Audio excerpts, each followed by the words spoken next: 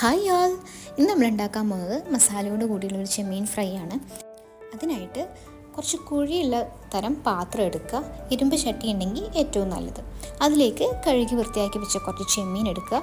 ആ ചെമ്മീൻ ഡയറക്റ്റ് ആ പാത്രത്തിലോട്ടിട്ട് കൊടുക്കുക. കുറച്ച് മഞ്ഞൾപ്പൊടി, 2 ടീസ്പൂൺ നിറയെ മുളക് പൊടി, പിന്നെ ആവശ്യത്തിന് ഉപ്പ്. ഇനി നമ്മുടെ ഒരു മെയിൻ ഇൻഗ്രീഡിയൻ്റ് എന്ന് പറയുന്നത് കോക്കനട്ട് മിൽക്ക് പൗഡറാണ്. അത് ഒരു 2 ടീസ്പൂൺ നിറയെ ഇട്ട് കൊടുക്കാം. നിങ്ങളുടെ കയ്യിൽ കോക്കനട്ട് മിൽക്ക് പൗഡർ ഇല്ലയെന്നാണെങ്കിൽ നിങ്ങൾക്ക് കട്ടിയുള്ള തേങ്ങാപ്പാൽ ഒരു 1/2 കപ്പോളം അത്രയും മതി. ഇനി നമ്മൾ അതിലേക്ക് കുറച്ച് കോക്കനട്ട് ഓയിലും കൂടെ ഒഴിച്ചു കൊടുക്കുക. കോക്കനട്ട് ഓയിൽ തന്നെ യൂസ് ചെയ്യാൻ ശ്രദ്ധിക്കുക. അതാണ് ഇതിന് നല്ലൊരു ടേസ്റ്റും മണവും തരുന്നത്. പിന്നെ നമ്മൾ ഒരു തണ്ട് കറിവേപ്പിലയും കൂടി ഇട്ട് കൊടുത്തിട്ടുണ്ട്.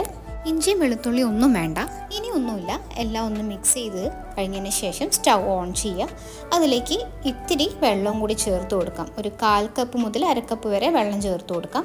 തേങ്ങാപ്പാലാണ് ഉപയോഗിക്കുന്നതെങ്കിൽ വെള്ളത്തിൻ്റെ അളവ് ശ്രദ്ധിക്കുക. ഹൈ ഫ്ലെയിമിൽ തന്നെ വെക്കാം കേട്ടോ.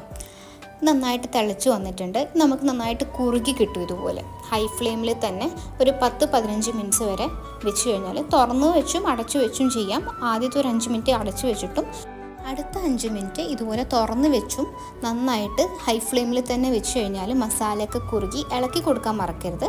നന്നായിട്ട് മസാലയൊക്കെ കുറുകി ഈ കാണുന്ന രൂപത്തിൽ കിട്ടിക്കോളും.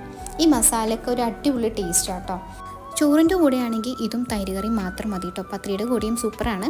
ഇതിനെ നമ്മൾ പണ്ട് ചട്ടിയിലൊക്കെ ഉണ്ടാക്കുന്ന ചെമ്മീൻ ഫ്രൈഡ് ഒരു സ്വാദാണ് കേട്ടോ. അപ്പോൾ എല്ലാവരും ഒന്ന് ട്രൈ ചെയ്ത് നോക്കുക. താങ്ക്